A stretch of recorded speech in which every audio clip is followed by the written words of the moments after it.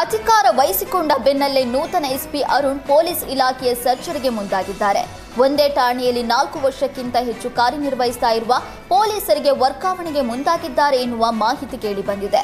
ಒಂದೇ ಠಾಣೆಯಲ್ಲಿ 4 ವರ್ಷ ಕಾರ್ಯನಿರ್ವಹಿಸ್ತಾ ಇರುವ ಪೊಲೀಸರ ಮಾಹಿತಿ ಸಂಗ್ರಹಿಸಿದ್ದಾರೆ. ನೂತನ ಎಸ್ಪಿಯಾಗಿ ಡಾಕ್ಟರ್ ಅರುಣ್ ಅಧಿಕಾರ ಸ್ವೀಕಾರ ಬೆನ್ನಲ್ಲೇ ಸರ್ಜರಿಗೆ ಮುಂದಾಗಿದ್ದಾರೆ. ಎಎಸ್ಐ, ಎಚ್ಸಿ ಮತ್ತು ಪಿಸಿಗಳ ಮಾಹಿತಿಯನ್ನ ಎಸ್ಪಿ ಕಚೇರಿಗೆ ನೀಡುವಂತೆ ಸೂಚನೆ ನೀಡಿದ್ದಾರೆ. ತಪ್ಪು ಮಾಹಿತಿ ನೀಡಿದರೆ ಠಾಣಾಧಿಕಾರಿ ಅಥವಾ ಠಾಣಾ ಬರಹಗಾರರ ಮೇಲೆ ಶಿಸ್ತು ಕ್ರಮದ ಎಚ್ಚರಿಕೆ ನೀಡಿದ್ದಾರೆ. ಹುಬ್ಬಳ್ಳಿಯಲ್ಲಿ ಮಲ್ಟಿ ಲೆವೆಲ್ ಕಾರ್ ಪಾರ್ಕಿಂಗ್ ಯೋಜನೆ ಹಳ್ಳ ಹಿಡಿದಿದೆ. ಹುಬ್ಬಳ್ಳಿಯ ಹೃದಯ ಭಾಗದಲ್ಲಿರುವ ಕಿತ್ತೂರು ಚೆನ್ನಮ್ಮ ವೃತ್ತದಲ್ಲಿ ನಡೀತಾ ಇರುವಂತಹ ಮಲ್ಟಿ ಲೆವೆಲ್ ಕಾರ್ ಪಾರ್ಕಿಂಗ್ ಯೋಜನೆಯನ್ನು ರೂಪಿಸಲಾಗಿತ್ತು. ದಿನದಿಂದ ದಿನಕ್ಕೆ ಹುಬ್ಬಳ್ಳಿ ಧಾರವಾಡದಲ್ಲಿ ಹೆಚ್ಚಾಗ್ತಾ ಇರುವ ವಾಹನ ದಟ್ಟಣೆ ಗಮನಿಸಿ ಸ್ಮಾರ್ಟ್ ಸಿಟಿ ವತಿಯಿಂದ ಮಲ್ಟಿ ಲೆವೆಲ್ ಕಾರ್ ಪಾರ್ಕಿಂಗ್ ಯೋಜನೆ ರೂಪಿಸಲಾಗಿತ್ತು. ಚೆನ್ನಮ್ಮ ಸರ್ಕಲ್, ಜನತಾ ಬಜಾರ್ ಹಾಗೂ ಕೊಪ್ಪಿಕರ್ ರಸ್ತೆಯ ಮಾರುಕಟ್ಟೆ ಪ್ರದೇಶಕ್ಕೆ ಬರುವ ಜನರಿಗೆ ಪಾರ್ಕಿಂಗ್ ಯೋಜನೆ ರೂಪಿಸಲಾಗಿತ್ತು. ಪಾರ್ಕ್ ಮಾಡೋದಕ್ಕೆ 50 ಕೋಟಿ ವೆಚ್ಚದಲ್ಲಿ 7 ಮಹಡಿಯ multi level car parking complex ಇದಾಗಿತ್ತು. ಅಂದುಕೊಂಡಂತೆ ಆಗಿದ್ರೆ ಡಿಸೆಂಬರ್ 2020ಕ್ಕೆ ಕಾಮಗಾರಿ ಮುಗಿಬೇಕಿತ್ತು. ಆದ್ರೆ ಗುತ್ತಿಗೆದಾರರ ಅಸಡ್ಡೆಯಿಂದ ಕಾಮಗಾರಿ ಹಳ್ಳ ಹಿಡಿದಿದೆ.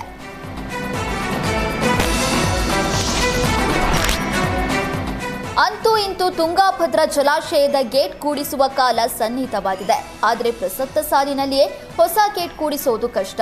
ಇದೀಗ ಜಲಾಶಯದ 32 ಗೇಟ್ಗಳ ಬದಲಾವಣೆ ಕಾಮಗಾರಿ ಮರು ಟೆಂಡರ್ ಪ್ರಕ್ರಿಯೆ ಪೂರ್ಣವಾಗಿದೆ. ಗುಜರಾತ್ ಮೂಲದ ಅನಾರ್ ಕಂಪನಿ ಮತ್ತು hardware tools and machinery project ಕಂಪನಿಗಳು ಅರ್ಜಿ ಸಲ್ಲಿಕೆ ಮಾಡಿವೆ. ಸದ್ಯದಲ್ಲೇ ತುಂಗಾಭದ್ರಾ ಆಡಳಿತ ಮಂಡಳಿ ಟೆಂಡರ್ ಬಿಡ್ ಓಪನ್ ಮಾಡಲಿದೆ. ಜಲಾಶಯಕ್ಕೆ ನೀರು ಹರಿದು ಬರ್ತಾ ಇರುವ ಹಿನ್ನೆಲೆ ಈ ವರ್ಷ ಕಾಮಗಾರಿ ಬಹುತೇಕ ಡೌಟ್ ಆಗಿದೆ. ಆದರೆ ಟೆಂಡರ್ ಪ್ರಕ್ರಿಯೆ ಮುಗಿದ್ರೆ ನವೆಂಬರ್ ಅಥವಾ ಡಿಸೆಂಬರ್ನಲ್ಲಿ ಕಾಮಗಾರಿಯನ್ನ ಆರಂಭಿಸಬಹುದು ಎನ್ನುವ ಲೆಕ್ಕಾಚಾರವಿದೆ.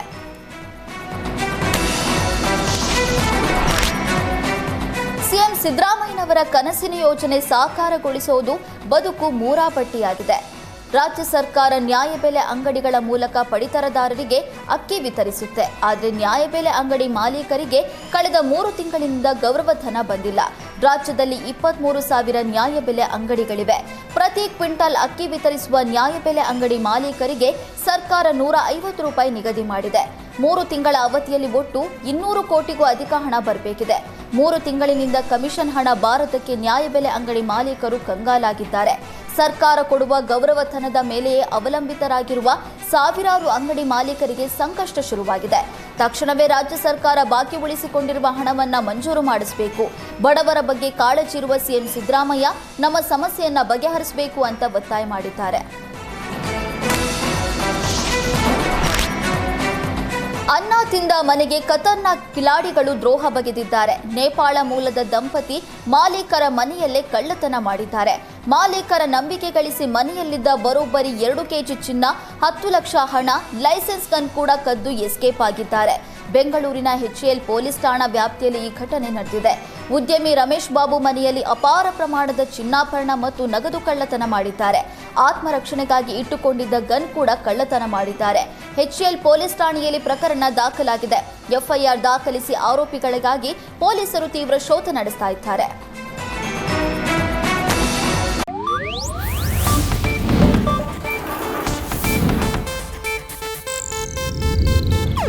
ಇದು ಏಷ್ಯಾನೆಟ್ ನ್ಯೂಸ್ ನೆಟ್ವರ್ಕ್ ಪ್ರಸ್ತುತಿ.